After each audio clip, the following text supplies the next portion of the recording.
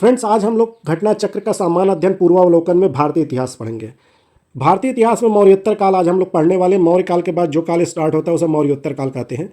और मौर्योत्तर काल में दो तरीके की शक्तियां आई, देशी उत्तराधिकारी एंड विदेशी उत्तराधिकारी। देशी उत्तराधिकारी में शुंग वंश, कड़व्य वंश, सातवाहन वंश और वाकाटक वंश है। और विदेशी उत्तराधिकारी में हिंद, यवन, शक, पहलव और कुषाण है। तो इनके बारे में हम लोग अध्ययन करेंगे या इनसे संबंधित प्रश्नों का हम लोग अध्ययन करेंगे। आप जानते हैं कि शुंग वंश कैसे आया। अंतिम मौर्य जो राजा थे वो कौन थे? वृहद्रथ थे। तो उनकी हत्या करके शुंग वंश की नींव डाली। और उसके बाद क्या था कि देवभूति जो शुंग वंश के अंतिम शासक थे, उनको कड़व्य वंश के वासुदेव ने उनकी हत्या करके, क्योंकि कड़व्य वंश के जो वासुदेव थे उनके अमात्य थे, तो वासुदेव ने उनकी हत्या कर दी। किसकी? शुंग वंश के जो अंतिम शासक थे देवभूति। ठीक है। और उसके बाद किस वंश की? कड़व्य वंश की नींव डाली। फिर कड़व्य वंश के जो अंतिम शासक थे उनका क्या नाम था? सुशर्मा। सुशर्मा की हत्या सातवाहन के सिमुक ने कर डाली और उसके बाद सातवाहन वंश स्थापित किया। तो इसी तरीके से वंश बढ़ते गए। ठीक है। तो अब आगे देखते हैं मौर्योत्तर काल।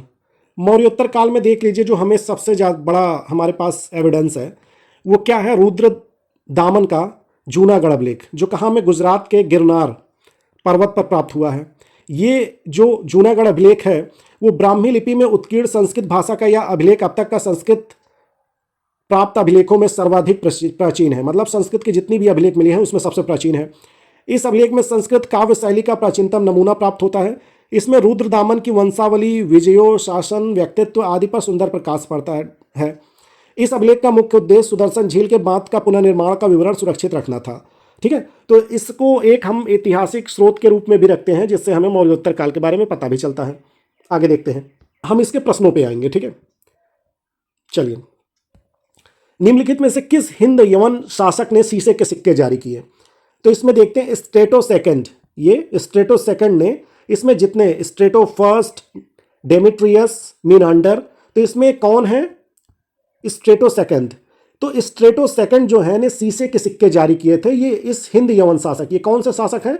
हिंद यवन शासक हैं, जो 25 ईसा पूर्व से 10 ईस्वी तक माना जाता है इनका शासन। ठीक है। तो ये हिंद यवन शासक हैं स्ट्रेटो सेकंड। इन्होंने किसके सिक्के जारी किए थे?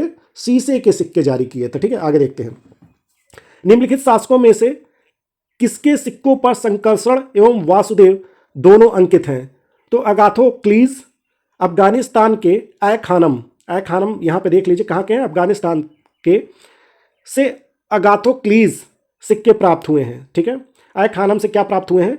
अगाथोक्लीज सिक्के प्राप्त हुए हैं, जिन पर वासुदेव, कृष्ण और संकर्षण का चित्र उकरा है, मतलब बना है। ठीक है। आगे देखते हैं, निम्नलिखित में से कौन एक अन्य तीनों के समसामयिक नहीं था? तो इसमें समसामयिक कौन नहीं है? ये बिंबिसार, हर्यकवंशी, गौतम बुद्ध एंड प्रसेनजित।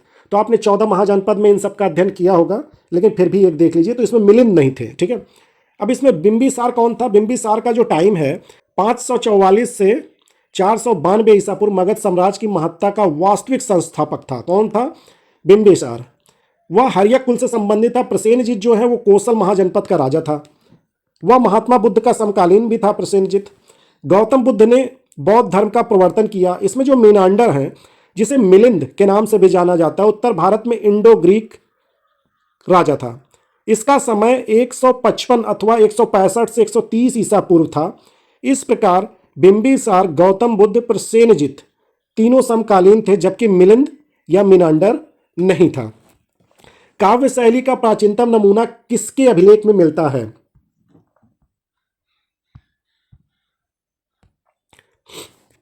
काव्य शैली का प्राचीनतम नमूना कठियावाड़ा के रुद्रदामन के अभिलेख में मिलता है। तो रुद्रदामन जो है इनका 130 से 150 ईसा के बीच का है काल। जूनागढ़ अभिलेख में गुजरात में गिरनार पर्वत पर प्राप्त हुआ। किस जगह पे? जूनागढ़ अभिलेख। ठीक है। गुजरात के गिरनार पर्वत पर प्राप्त हुआ। ब्राह्मी लिपि में उत्कीर्ण संस्कृत भाषा का यह अभिलेख अब तक संस्कृत अभिलेखों में सर्वाधिक प्राचीन है। जितने भी संस्कृत के अभिलेख हैं सब में सबसे प्राचीन रुद्रदामन का जूनागढ़ अभिलेख है। ठीक है। संस्कृत काव्य शैली का प्राचीनतम नमूना प्राप्त होता है। ठीक है। किस अभिलेख में रुद्रदामन प्रथम की विभिन्न उपलब्धियां वर्णित है? तो इसमें जूनागढ़ ही है। देख लेते हैं, गुजरात के जूनागढ़ से, गुजरात के किस जगह से? जूनागढ़ से रुद्रदामन का एक अभिलेख प्राप्त हुआ। यह जिस शिला पर उत्कीर्ण है उस पर अशोक के 14 प्रज्ञापनों की एक प्रति स्कंदगुप्त के 2 लेख भी खुदे हुए हैं, मतलब अशोक के 14 प्रज्ञापनों की एक प्रति भी है और अशोक के 2 लेख भी खुदे हुए हैं। यह विशुद्ध संस्कृत भाषा ब्राह्मी लिपि में लिखा गया है, जो संस्कृत भाषा के ब्राह्मी लिपि में लिखा गया है। इसमें रुद्रदामन की वंशावली, विजयों, शासन, व्यक्तित्व आदि पर सुंदर प्रकाश पड़ता है। तो ये किस में लिखा गया? संस्कृत भाषा तथा ब्राह्मी लिपि में लिखा गया है। बिना बिगाड़ के किसने सुदर्शन झील का जीर्णोद्धार करवाया? तो इसमें रुद्रदामन प्रथम है। जूनागढ़ अभिलेख से पता चलता है कि रुद्रदामन ने गिरनार के निकट, कहां पे? गिरनार पर्वत, सुदर्शन झील की मरम्मत बिना बेगार लिए ही करवाया था, जो कि मौर्य वंश के शासक चंद्रगुप्त मौर्य के आदेश पर बनवाई गई थी। कार्दमक क्षत्रपों ने निम्नलिखित में से किस धातु पर अति दुर्लभ सिक्के प्रचलित किया? तो ताम्र। ठीक है। कार्दमक वंशी शासकों ने मुद्राओं को 2 बड़े वर्गों में विभाजित किया। प्रथम वर्ग के अंतर्गत रजत मुद्रा को रखा जाता था, जो क्षहरात वंशी रजत मुद्राओं की निरंतरता का आभास कराते थे। किसमें? क्षहरात वंशी रजत मुद्राओं की निरंतरता। द्वितीय वर्ग के अंतर्गत पोटीन निर्मित सिक्कों, द्वितीय वर्ग के अंदर कौन थे? पोटीन निर्मित सिक्कों को रखा जाता था। तो पहले में किसको रखा जाता था? रजत मुद्राओं को। दूसरे में पोटीन निर्मित सिक्कों को रखा जाता था। कार्दमक शासक चस्टन ने रजत एवं ताम्र दोनों धातुओं की मुद्रा चलाई। तो इसमें अति दुर्लभ सिक्कों के बारे में पूछा गया है। इसका यही सही उत्तर ताम्र होगा, क्योंकि कार्दमक वंशियों ने ताम्र की बहुत कम मुद्राएं चलाई। ठीक है, क्योंकि दुर्लभ था। अब यहां देखते हैं, सूची 1 को सूची 2 से सुमेलित कीजिए तथा नीचे दिए गए कूट से सही उत्तर चुनिए। अब इसमें देख लीजिए, इसमें क्या है कि कौन कौन से शासक हैं, उनका कौन कौन है, किस किस वंश से। तो डिमेट्रियस कौन है? हिंद यूनानी शासक। रुद्रदामन यहाँ पे शक। ठीक है। गोंडोफर्नीज पहलव, विम ये कुषाण। ठीक है, तो इसको आप मैच कर लीजिएगा। उत्तरी तथा उत्तरी पश्चिम भारत में सर्वाधिक संख्या में तांबे के सिक्के को जारी किया था। तो इसको किसने जारी किया था? तांबे के सिक्के को कुषाणों ने। ठीक है, आगे देखते हैं। तो उत्तर पश्चिम भारत में स्वर्ण सिक्कों का प्रचलन किसने किया? इंडो ग्रीक, हिंद यवन राजाओं ने करवाया था। इन्हें नियमित व पूर्ण रूप से प्रचलित कराने का श्रेय कुषाण शासकों को जाता है। कुषाण शासकों ने स्वर्ण, ताम्र दोनों प्रकार के सिक्कों को व्यापक पैमाने पर प्रचलित किया। तो स्वर्ण के साथ साथ क्या किया? ताम्र के भी सिक्के को व्यापक पैमाने पर प्रचलित किया। प्राचीन भारत में निम्न में से किस एक ने नियमित रूप से सोने के सिक्के चलाए? तो यहां जानिए आप कुषाण। बुद्ध का किसके सिक्कों पर अंकन हुआ? तो कनिष्क के सिक्के पर बुद्ध का अंकन है। आगे देखते हैं, कुषाण शासक कनिष्क के सिक्कों पर। निम्नलिखित में से किस शासक को सर्वप्रथम सोने के सिक्के जारी करने का श्रेय दिया जाता है? तो विम कैडफिसेस। तो कुषाण शासकों में विम कैडफिसेस ने सर्वप्रथम, कौन है? विम कैडफिसेस ने सर्वप्रथम सोने के सिक्के जारी किए थे। ठीक है। निम्नलिखित में से किसने भारत में स्वर्ण सिक्कों का प्रचलन नियमित उपयोग के लिए किया था? तो विम कैडफिसेस। ठीक है, कुषाण वंशी विम कैडफिसेस, जो कि कनिष्क प्रथम का क्या था? पिता था। तो विम कैडफिसेस कौन थे? कनिष्क प्रथम का पिता था, ने भारत में स्वर्ण सिक्कों का प्रचलन नियमित उपयोग के लिए किया था, जबकि कुजुल कैडफिसेस ने तांबे के सिक्के प्रचलित किए थे। तो विम कैडफिसेस जो हैं कौन है? उन्होंने भारत में स्वर्ण सिक्कों का प्रचलन नियमित रूप से किया था, बल्कि कुजुल कैडफिसेस ने क्या किया? तांबे के सिक्के प्रचलित कराए थे। इनमें में से किसने सर्वप्रथम व्यापक पैमाने पर स्वर्ण मुद्रा का प्रचलन किया था? तो देखते हैं, विम कैडफिसेस। अभी पहले हम लोगों ने पढ़ा है, कुषाण शासकों द्वारा व्यापक पैमाने पर स्वर्ण मुद्रा का प्रचलन प्रारंभ करना उपमहाद्वीप में उनका सबसे महत्वपूर्ण योगदान था। कुषाण शासक विम कैडफिसेस को स्वर्ण मुद्राओं प्रचलन करने का श्रेय प्राप्त है। अब यहां पे आगे देखते हैं, यौधेय सिक्कों पर किस देवता का अंकन मिलता है? तो यहां पे देख लेते हैं, कार्तिकेय। यौधेय का प्रमाण पुराण, अष्टाध्यायी, बृहत संगीता इत्यादि ग्रंथों पर प्राप्त होता है। इनका साम्राज्य दक्षिण पूर्वी पंजाब राजस्थान के बीच था। कौन? यौधेय का साम्राज्य कहाँ था? दक्षिण पूर्वी पंजाब तथा राजस्थान के बीच था। इनके सिक्कों पर कार्तिकेय का अंकन मिलता है। ठीक है, किसका अंकन मिलता है? कार्तिकेय का। ठीक है। कनिष्क के सारनाथ बौद्ध प्रतिमा अभिलेख की तिथि क्या है? तो कनिष्क के सारनाथ बौद्ध अभिलेख की जो तिथि है वो 81 ईसा है सन। ठीक है। यह प्रतिमा मथुरा से लाकर कनिष्क के राज्यारोहण के तीसरे वर्ष, यह प्रतिमा कब लाई थी? मथुरा से लाकर कनिष्क के राज्यारोहण के तीसरे वर्ष सारनाथ में स्थापित किया गया। ठीक है। तो इसकी कनिष्क के सारनाथ बौद्ध अभिलेख की तिथि क्या है? 81 ईसा। ठीक है। आगे देखते हैं, कुषाण शासक कनिष्क का राज्याभिषेक किस सन में हुआ था? तो 78 एडी में हुआ था। ठीक है, कनिष्क के राज्याभिषेक की तिथि अत्यंत विवादास्पद है, मतलब क्लियर नहीं है। ठीक है, पर विचार करने के लिए वर्ष 1913 से 1960 में लंदन में 2 अंतर्राष्ट्रीय सम्मेलन आयोजित किए गए। द्वितीय सम्मेलन में आम सहमति 78 ईसा के पक्ष में ही बना। इसी समय को शक संवत का प्रारंभ माना गया है। शक संवत कब प्रारंभ किया गया? तो शक संवत जब प्रारंभ किया, जैन ग्रंथों के अनुसार विक्रमादित्य 57 ईसा पूर्व के उत्तराधिकारी को 135 विक्रम संवत में शकों ने पराजित कर उसके उपलक्ष्य में शक संवत चलाया। अब विक्रमादित्य के उत्तराधिकारी को 135 विक्रम संवत में शकों ने पराजित किया। 135 विक्रम संवत में किसने पराजित किया? शकों ने। किसको? विक्रमादित्य के उत्तराधिकारी को। इसके उपलक्ष्य में उन्होंने क्या? शक संवत चलाया। इसी प्रकार इसकी प्रारंभिक तिथि अब 135 जो विक्रम संवत थी, ठीक है, क्या था? 135 विक्रम संवत में उसमें विक्रमादित्य के 57 ईसा पूर्व को क्या कर रहा है? घटाने पे जो हमारा आता है 78 ईसा आता है। ठीक है, तो इसका मतलब अधिकांश इतिहासकारों ने कुषाण शासक कनिष्क को इसका प्रवर्तक माना गया है। किसका प्रवर्तक? शक संवत को। ठीक है, तो आप देख लीजिए विक्रम संवत एवं शक संवतों में कितना अंतर है।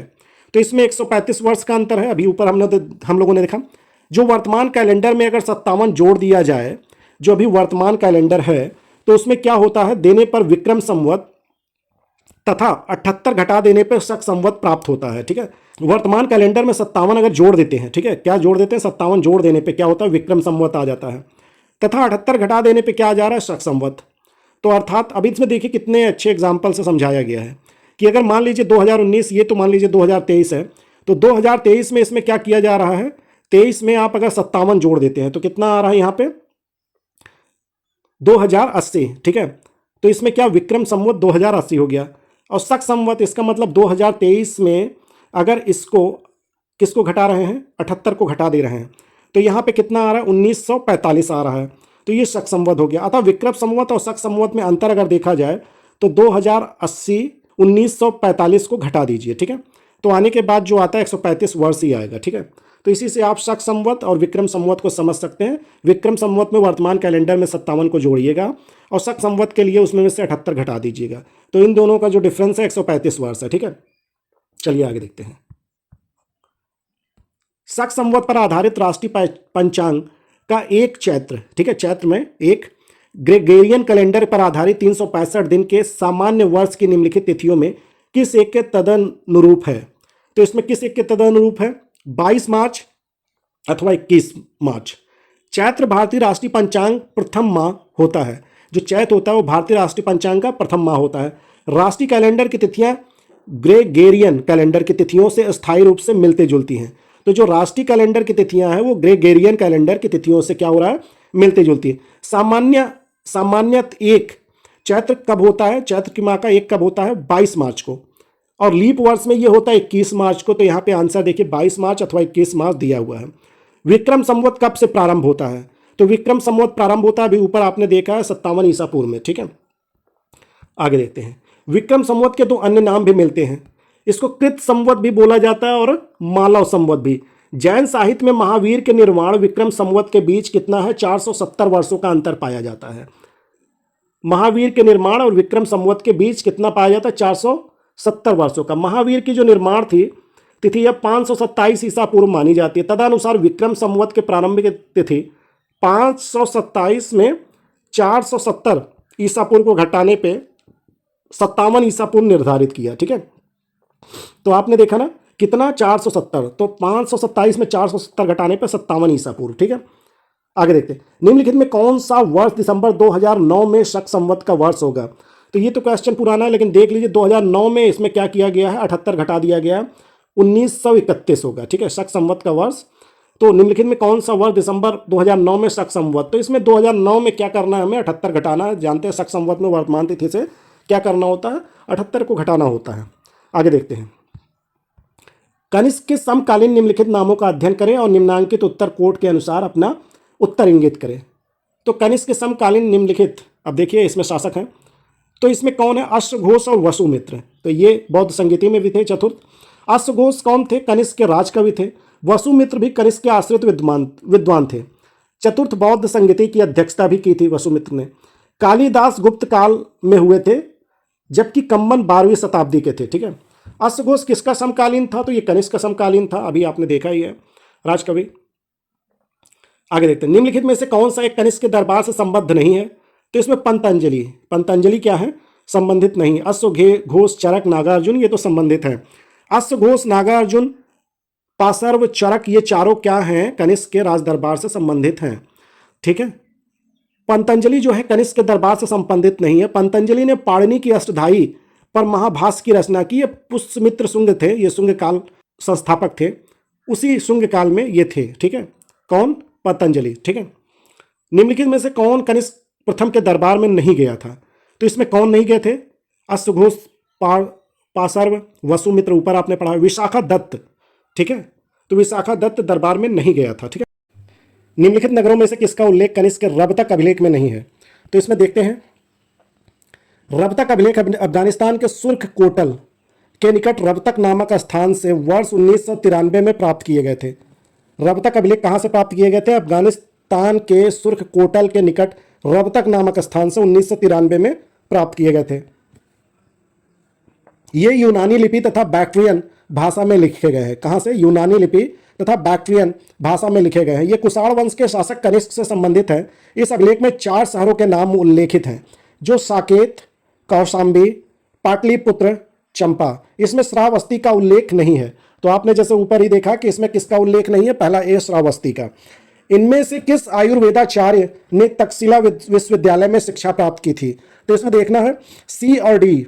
तो इसमें चरक और जीवक। वर्तमान पाकिस्तान के रावलपिंडी जिले में स्थित तक्षशिला, कहाँ पे है? रावलपिंडी जिले में स्थित तक्षशिला प्राचीन समय में गांधार राज्य की राजधानी थी। तक्षशिला किसकी राजधानी थी? गांधार राज्य की। तक्षशिला के इतिहास में प्रसिद्धि का कारण उसका ख्याति प्राप्त शिक्षा का केंद्र था। यहाँ अध्ययन करने के लिए दूर दूर से विद्यार्थी आते थे। राजा, सामान्य जन दोनों ही सम्मिलित थे। कौशल के राजा प्रसेनजित, बिंबिसार का राजवैद्य जीवक, कनिष्क का राजवैद्य चरक, बौद्ध विद्वान वसुबंधु, चाणक्य ने यही शिक्षा प्राप्त की थी। बौद्ध साहित्य से पता चलता है कि यह वैदिक धनुर्विद्या की शिक्षा के लिए विश्व में प्रसिद्ध था। ठीक है, तो इसका विकल्प में सी डी सही है। ठीक है, आगे देखते हैं, पुष्यमित्र शुंग के द्वारा 2 अश्वमेध यज्ञ किए जाने के बारे में जानकारी किस लेख में मिलती है? तो इसमें अयोध्या लेख में अश्वमेध यज्ञ की जानकारी मिलती है। पुष्यमित्र शुंग अंतिम मौर्य शासक वृहद्रथ का सेनापति था। इसने 184 ईसा पूर्व में अपने राजा जो है वृहद्रथ, उनकी हत्या कर दी और शुंग वंश की स्थापना की थी। अयोध्या लेख से ज्ञात होता है कि इसने 2 अश्वमेध यज्ञ किए थे। ठीक है, शुंग वंश के बाद किस वंश ने भारत पर राज किया? तो शुंग वंश के बाद कण्व वंश ने। अब देखिए, इसमें आपने ऊपर में पढ़ा कि वृहद्रथ की हत्या पुष्यमित्र शुंग ने की थी। शुंग वंश का जो अंतिम शासक था उसका नेम है देवभूति, और उसका जो अमात्य है कण्व वंशी वासुदेव ने षड्यंत्र करके देवभूति शुंग वंश के अंतिम राजा को मार डाला। वासुदेव ने जिस नए नवीन राजवंश की नींव डाली वो कण्व या कण्वायन, ठीक है, कण्व या कण्वायन नाम से जाना जाता है। शुंगों के समान यह भी ब्राह्मण वंश था। ठीक है, आगे देखते हैं, निम्नलिखित में से कौन सा शासक वर्ण व्यवस्था का रक्षक कहा जाता है? तो इसमें वर्ण व्यवस्था का रक्षक गौतमी पुत्र सातकर्णी। ठीक है, सातवाहन शासक गौतमी पुत्र सातकर्णी ने कहा है कि उसने विच्छिन्न होते चातुवर्ण 4 वर्णों वाली व्यवस्था को फिर से स्थापित किया और वर्ण संकर, वर्ण और जातियों के सम्मिश्रण को रोका। इसी कारण इसे वर्ण व्यवस्था का रक्षक कहा जाता है। किसे कहा जाता है? गौतमी पुत्र सातकर्णी। ठीक है, मौर्य के बाद, यहां पे आगे देखते हैं, मौर्य के बाद दक्षिण भारत में सबसे प्रभावशाली राज्य था। तो मौर्य के बाद देखिए सातवाहन, दक्षिण भारत में सबसे प्रभावशाली राज्य सातवाहनों का था। पुराणों में इस वंश का संस्थापक जो था वो सिद्धुक या सिमुक या सिप्रक दिया गया है, जिसने कण्व वंश के राजा सुशर्मा का वध करके अपना शासन स्थापित किया था। ठीक है, आगे देखते हैं, सिमुक निम्न वंशों में से किसका संस्थापक था? तो सातवाहन वंश का संस्थापक था। किस चीनी जनरल ने कनिष्क को हराया था? तो जिस पान चाउ ने। ठीक है, अब पान चाउ ने, देखिए इसमें क्या बात थी, 73 ईसा से 94 ईसा के बीच चीन का प्रसिद्ध सेनापति जो है पान चाउ अपने हान वंशी नरेश के आदेशों पर चीनी तुर्किस्तान की विजय के लिए प्रस्तुत हुआ। ठीक है, सेनापति कौन है? पान चाउ अपने हान वंशी नरेश के आदेशों पर चीनी तुर्किस्तान की विजय के लिए प्रस्तुत हुआ। चीनी इतिहासकार युद्ध का कारण बताते हैं कि कुषाण शासक जो है ने चीनी सेनापति के पास अपना एक दूत भेजकर राजकुमारी से विवाह की मांग की थी। पान चाओ ने प्रस्ताव ठुकरा दिया। फलत रुष्ट कुषाण शासक ने उसके राज्य पर चढ़ाई कर दी, परंतु कुषाण शासक असफल रहा। अधिकांश इतिहासकार इस कुषाण शासक की पहचान विम किडफिसिस के रूप में करते हैं। तथापि यदि कनिष्क का राज्यारोहण 78 ईसा मानने के बाद यह युद्ध कनिष्क के समय का हो गया। ठीक है, निम्न में से किस वंश के साम्राज्य की सीमाएं भारत के बाहर तक फैली हुई हैं? तो कुषाण एवं मौर्य वंश का। पहले मौर्य वंश देखते हैं, फिर कुषाण वंश। दोनों साम्राज्य की सीमाएं भारत के बाहर तक विस्तृत थी। सेल्यूकस से संधि होने के पश्चात मौर्य वंश की जो सीमा थी अफगानिस्तान तक विस्तृत हो गई। पश्चिम सीमा पश्चिम में अफगानिस्तान तक, काबुल, कांधार आदि इसके भाग थे। कुषाण वंश की सीमाएं भारतीय उपमहाद्वीप से बाहर भी फैली हुई थी। कुषाण शासक कनिष्क की सीमाएं चीन के तुर्फान एवं मध्य एशिया से लेकर दक्षिण में विंध्य पर्वत तक, चीन के तुर्फान एवं मध्य एशिया से लेकर दक्षिण के में विंध्य पर्वत तक तथा पश्चिम में उत्तरी अफगानिस्तान से लेकर पूर्व में उत्तर प्रदेश एवं बिहार तक फैले हुए थे। तो एक बार फिर देख लीजिए कुषाण का शासक कनिष्क की सीमाएं कहाँ हैं?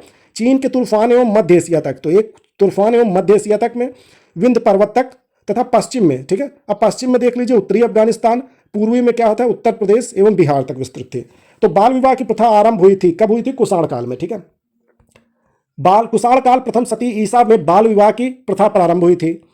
स्त्रियों में उपनयन की समाप्ति तथा बाल विवाह के प्रचलन ने उसे समाज में अत्यंत निम्न स्थिति में ला दिया। इस युग में विवाह की आयु कम करके 8 से लेकर 10 वर्ष की आयु की कन्या को विवाह के लिए उपयुक्त माना गया।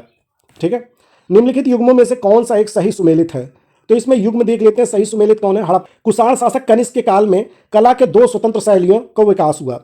इन 2 स्वतंत्र शैलियों में गांधार शैली और मथुरा शैली था। अन्य युग्म सुमेलित नहीं है। ठीक है, तो अन्य युग क्या है? सुमेलित नहीं है।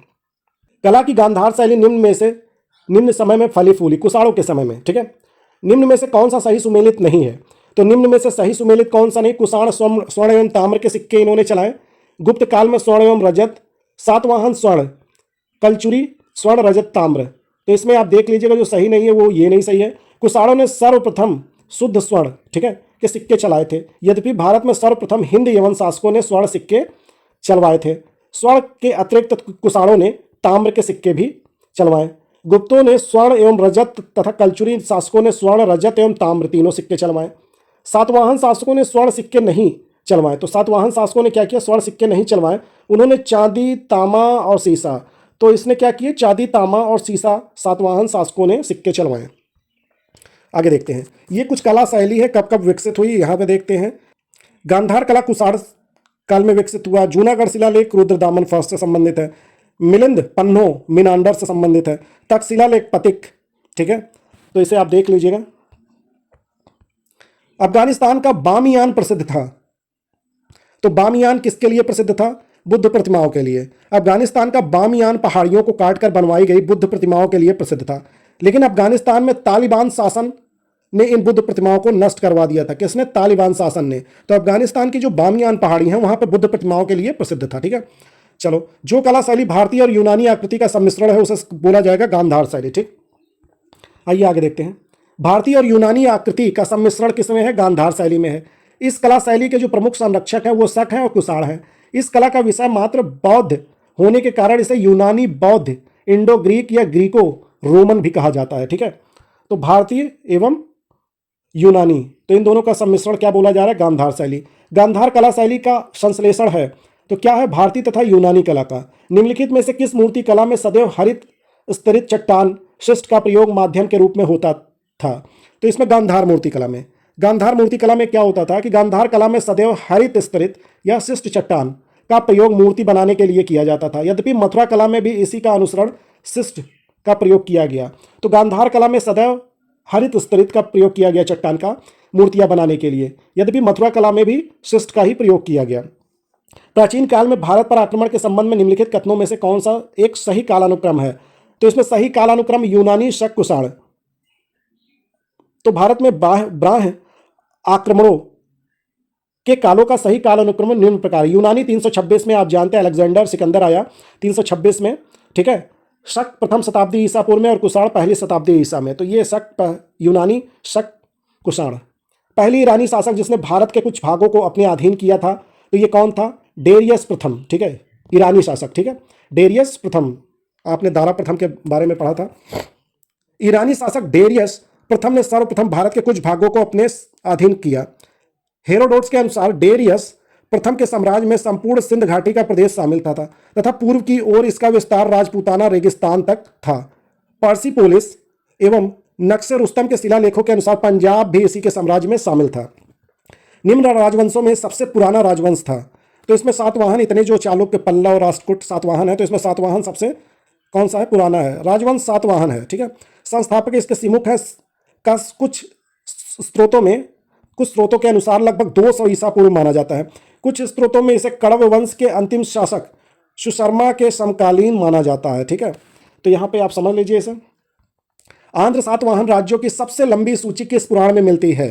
तो आंध्र सातवाहन के वंशज राजाओं की सबसे लंबी सूची मत्स्य पुराण में मिलती है। पुराणों के कुल 30 सातवाहन राजाओं के नाम मिलते हैं। ठीक है। जिनमें से सबसे लंबी सूची जो है वो मत्स्य पुराण है, जिसमें 29 राजाओं की मिलती है। ठीक है। चलो, सातवाहन की राजधानी अवस्थित है। अब सातवाहन की राजधानी कहाँ पे अवस्थित है? अमरावती में। सातवाहनों की वास्तविक जो राजधानी है वो कहाँ पे है? प्रतिष्ठान या पैठन में अवस्थित थी। ठीक है। पुराणों में इस राजवंश का आंध्र भृत्य या आंध्र जातीय कहा गया है। उनकी आरंभिक राजधानी जो है वो अमरावती है। वास्तविक राजधानी क्या है? प्रतिष्ठान, पैठन। लेकिन पुराणों के अनुसार इस राजवंश को क्या कहा गया? आंध्र जातीय कहा गया। उनकी आरंभिक राजधानी अमरावती बताई गई। ठीक है। निम्न में से कौन सा स्थान सातवाहनों की राजधानी थी? तो सातवाहनों की राजधानी, इसमें वास्तविक राजधानी ऊपर देखें क्या है? प्रतिष्ठान। ठीक है। आगे देखते हैं। निम्नलिखित शासकों में से किसके लिए एका ब्राह्मण प्रयुक्त हुआ है? तो एका ब्राह्मण किसके लिए? गौतमी पुत्र सातकर्णी। तो सातवाहन शासक जो है गौतमी पुत्र सातकर्णी का नासिक अभिलेख में एका ब्राह्मण कहा गया, जिसका तात्पर्य अद्वितीय ब्राह्मण अथवा ब्राह्मणों का एकमात्र रक्षक कहा गया। आगे देखते हैं, इसको मैच करना है तो इसमें मैच कर लेते हैं। शुंग किससे संबंधित है? आप देख लीजिए इनमें किस राजधानी से संबंधित? पाटलिपुत्र। सातवाहन में आपने देखा कि प्रतिष्ठान या पैठन, अभी देखा ये राजधानियां। कदम्ब, बनवासी, चंदेल कहाँ पे है? महोबा में है। ठीक है। आइए, निम्नलिखित को काल क्रमानुसार व्यवस्थित कीजिए। तो इसको व्यवस्थित करना है तो इसमें क्या है? सही है, पहले सातवाहन, फिर वाकाटक, फिर चालुक्य। ठीक है। आगे देखते हैं। सातवाहन साम्राज्य की स्थापना किसने की? आप तभी से पढ़ते आ रहे हैं, सिमुक ने की, प्रथम शताब्दी ईसा पूर्व में। वाकाटक साम्राज्य की स्थापना जो है वो तृतीय शताब्दी ईसा पूर्व में विंध्य शक्ति। तो ईसा पूर्व की प्रथम शताब्दी में कौन है? सातवाहन। तृतीय शताब्दी में कौन है? ईसा में कौन है? विंध्य शक्ति ने की थी। जबकि गुजरात के चालुक्य वंश की जो स्थापना है वो 10वीं शताब्दी में मूलराज प्रथम ने की थी। इन राजवंशों का क्रम सातवाहन, वाकाटक, चालुक्य, इस प्रकार डी सत्य है। ठीक है। तो सातवाहन काल में संस्कृत के साथ प्राकृत एवं व अन्य लोक भाषाओं का विकास हुआ। सातवाहन राजाओं ने साहित्य रचना के लिए संस्कृत तथा अन्य लोक भाषाओं को अपनाया। तो हमें तो लग रहा है ये दोनों सही हैं। सातवाहन नरेश विद्वान, विद्या प्रेमी तथा विद्वानों के आश्रयदाता थे। ठीक है। तो ये विद्वान भी थे, विद्या प्रेमी थे, विद्वानों के आश्रयदाता भी थे। जो हाल नामक सातवाहन राजा थे उन्होंने गाथा सप्तशती, ठीक है, गाथा सप्तशती नामक प्राकृत भाषा में श्रृंगार रस प्रधान गीत काव्य की रचना की थी। किसने की थी? हाल ने गाथा सप्तशती की। हाल के दरबार में गुणाढ्य तथा सर्ववर्मन जैसे उच्च कोटि के विद्वान निवास करते थे। ठीक है। अब इसमें देखिए, गुणाढ्य और सर्ववर्मन जैसे विद्वान उच्च कोटि के किसके थे? हाल के दरबार में। जो सातवाहन नरेश थे हाल, उन्हीं के दरबार में। इसमें गुणाढ्य जो है ने वृहत कथा नामक ग्रंथ की रचना की थी। यह पैसाची प्राकृत में लिखा गया था। किस में लिखा गया था? गुणाढ्य की रचना वृहत कथा पैसाची प्राकृत में लिखा गया था। सर्ववर्मन ने का तंत्र नामक संस्कृत व्याकरण की रचना की थी। कन्हरी के एक अभिलेख से ज्ञात होता है कि एक सातवाहन रानी संस्कृत का प्रयोग करती थी। इस प्रकार स्पष्ट हो जा रहा है कि सातवाहन युग में प्राकृत एवं संस्कृत भाषाओं का विकास हुआ। आगे देखते हैं। सातवाहन शासकों के संदर्भ में निम्नलिखित कथनों में से कौन से कथन सत्य हैं? सातवाहन नरेश प्राकृत भाषा के पोषक थे। सातवाहन काल में कला एवं लोक पक्ष का अधिक प्रोत्साहन मिला। तो इसमें देख लीजिएगा, इसमें भी लग रहा है कि हमें दोनों सही हैं। तो सातवाहन जो शासकों शासन काल में प्राकृत एवं संस्कृत भाषाओं का विकास हुआ। सातवाहन शासक जो हाल थे उन्होंने गाथा सप्तशती नामक प्राकृत भाषा में, किस भाषा में? प्राकृत। ठीक है। श्रृंगार रस प्रधान गीत काव्य की रचना की। सातवाहन काल में स्थापत्य मूर्ति कला के उदाहरण प्राप्त हुए जो बौद्ध धर्म से किससे हैं? संबंधित हैं। चलिए आगे देखते हैं। निम्नलिखित में से कौन सा युग में सही सुमेलित नहीं है? तो इसमें अभिलेख से संबंधित है। गौतमीपुत्र सातकर्णी सातवाहन एक शक्तिशाली शासक था। इसके 3 अभिलेख प्राप्त हुए हैं, 2 नासिक से तथा 1 कारले से। किसके? गौतमीपुत्र सातकर्णी। ठीक है। उदयगिरी पहाड़ी की हाथी गुफा से खारवेल का। ठीक है। तो नासिक से किसका प्राप्त हुआ? गौतमीपुत्र। हाथी गुफा किसका? खारवेल। और भीतरी गिरनार से रुद्रदामन, तो यहाँ पे सी सुमेलित नहीं है, ठीक है। तो यहाँ पे देखते हैं हाथी गुफा खारवेल का एक बिना तिथि का अभिलेख प्राप्त हुआ। खारवेल के बचपन की शिक्षा, राज्याभिषेक तथा राजा होने के बाद 13 वर्षों तक के शासन की घटनाओं का क्रमबद्ध विवरण दिया हुआ है। भीतरी स्तंभ लेख किससे संबंधित है? स्कंदगुप्त से संबंधित है। जबकि पुलकेशी द्वितीय का संबंध एहोल अभिलेख से है। पुलकेशी द्वितीय का संबंध किससे है? एहोल अभिलेख से है, जो एक प्रशस्ति के रूप में है तथा इसकी भाषा क्या है? संस्कृत है। रुद्रदामन प्रथम का जूनागढ़ से शक संवत 72 का अभिलेख प्राप्त होता है। यह प्रशस्ति रूप है में है, इससे उसकी विजयों, किसकी? रुद्रदामन के विजयों, व्यक्तित्व एवं कृतियों का विवरण प्राप्त होता है। निम्नलिखित में से किस वंश के शासकों को पुराण में श्री पर्वतीय कहा गया है? तो इक्ष्वाकु वंश के शासकों को पुराणों में श्री पर्वतीय, श्री पर्वत का शासक तथा आंध्र भृत्य, आंध्रों का नौकर कहा गया है। पहले वो सातवाहन के सामंत थे। कौन थे? इक्ष्वाकु। किंतु उनके पतन के बाद उन्होंने अपनी स्वतंत्रता घोषित कर दी। इस वंश का जो संस्थापक था श्री शांतमूल था, ठीक है। कुषाण फारस की खाड़ी और लाल सागर से होकर व्यापार करते थे। उनकी सुसंगठित नौसेना उच्च कोट की थी, ठीक है। तो यहाँ भी दोनों सही हैं, ए सही है, आर गलत है। नौसेना के बारे में कोई उल्लेख देखिए मिलता है कि नहीं। अब पेरिपल्स ऑफ द एरिथ्रियन सी और अरिकामेडू में हमें खुदाई से ऐसे अनेक बंदरगाहों या व्यापारिक केंद्रों की उपस्थिति के साक्ष्य मिले हैं जिनसे यह स्पष्ट होता है कि कुषाणों का व्यापार पश्चिमी विश्व से फारस की खाड़ी होते हुए लाल सागर के जल मार्गों से होता था। इन सभी साक्ष्यों में किसी भी में कुषाणों की सशक्त नौसेना की उपस्थिति का उल्लेख नहीं मिलता है। तो ये किस सोर्स से बोला जा रहा है? पेरिप्लस ऑफ द एरिथियन सी, ठीक है। तो इसको नाम याद रखिएगा। राजा खारवेल का नाम जुड़ा हुआ है, किससे जुड़ा हुआ है? हाथी गुफा अभिलेख से, ठीक है। कलिंग का चेदी वंशी शासक खारवेल भारतीय इतिहास के महानतम सम्राटों में एक था। उड़ीसा प्रांत के भुवनेश्वर में 3 मील की दूरी पर स्थित उदयगिरी पहाड़ी की हाथी गुफा से उसका एक बिना तिथि का अभिलेख प्राप्त हुआ। यह अभिलेख खारवेल के इतिहास जानने का एकमात्र स्रोत है। इसका जैन धर्म के प्रति भारी झुकाव था, मतलब खारवेल जैन धर्म की तरफ भारी झुकाव था। निम्नलिखित राजाओं में से कौन जैन धर्म का संरक्षक था? तो खारवेल यहाँ पे है ही। कलिंग नरेश खारवेल निम्न में से किस वंश से संबंधित थे? तो कलिंग नरेश किससे संबंधित थे? चेदी वंश से, ठीक है। आगे देखते हैं। निम्नलिखित राजाओं में किसका जैन धर्म के प्रति भारी झुकाव था? तो इसमें खारवेल, कलिंग नरेश खारवेल का संबंध था, तो किससे संबंध था? चेदी वंश से। इसमें किसी वंश से नहीं हुआ, उपयुक्त में से एक से अधिक। तो इसमें देख लेते हैं। कलिंग के चेदी राजवंश का संबंध महामेघ वाहन नामक व्यक्ति था। तो चेदी राजवंश का जो संस्थापक था महामेघ वाहन नामक व्यक्ति था, अतः इस वंश का नाम महामेघ वाहन वंश भी पड़ गया। तो खारवेल का ही क्या पड़ा? महामेघ वाहन वंश पड़ गया। इस वंश का सर्वाधिक शक्तिशाली शासक कौन था? खारवेल। तो एक से अधिक हो गया ना, महामेघ वाहन वंश भी है और उसके बाद एक से ज्यादा हो गया यहाँ पे, तो इसी के लिए ये ई है, ठीक है। और चेदी वंश भी थे, तो इसी की वजह से यहाँ पे एक से अधिक हो गया। हाथी गुफा अभिलेख किस शासक के विषय में जानकारी का स्रोत है? तो खारवेल। उदयगिरी पहाड़ी के हाथी गुफा शासक खारवेल का एक बिना तिथि का अभिलेख प्राप्त हुआ है। इसमें खारवेल के बचपन, शिक्षा, राज्याभिषेक तथा राजा होने के 13 वर्षों के शासनकाल की घटनाओं का क्रमबद्ध विवरण दिया हुआ है। यह अभिलेख खारवेल के इतिहास जानने का एकमात्र स्रोत है, ठीक है। खारवेल के जानने का एकमात्र स्रोत क्या है? हाथी गुफा अभिलेख, ठीक है। पूर्वी रोमन शासक जस्टिनियन का सर्वाधिक महत्वपूर्ण योगदान किस क्षेत्र में था? तो विधि में था। पूर्वी रोमन जो शासक थे जस्टिनियन का सर्वाधिक प्रसिद्ध उसके न्याय संबंधी सुधारों से मिलती है। जस्टिनियन रोमन कानून के संपूर्ण संशोधन के लिए उत्तरदायी था। पेरिप्लस ऑफ द इरिथ्रियन सी किसने लिखी? तो यहां पे ये देखते हैं, इसका कोई उत्तर नहीं है, उपयुक्त में से कोई नहीं। पेरिप्लस ऑफ द इरिथ्रियन या एरिथ्रियन सी एक ग्रंथ पुस्तक है, मनुस्क्रिप्ट है।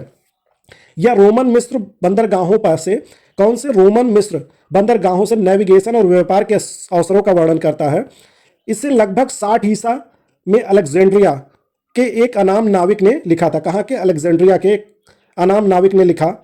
इसने भारत में आयात और निर्यात, भारत से जो आयात या निर्यात की जाने वाली वस्तुओं का भी उल्लेख किया है। आगे गुप्त एवं गुप्तोत्तर काल पढ़ेंगे, ठीक है। धन्यवाद।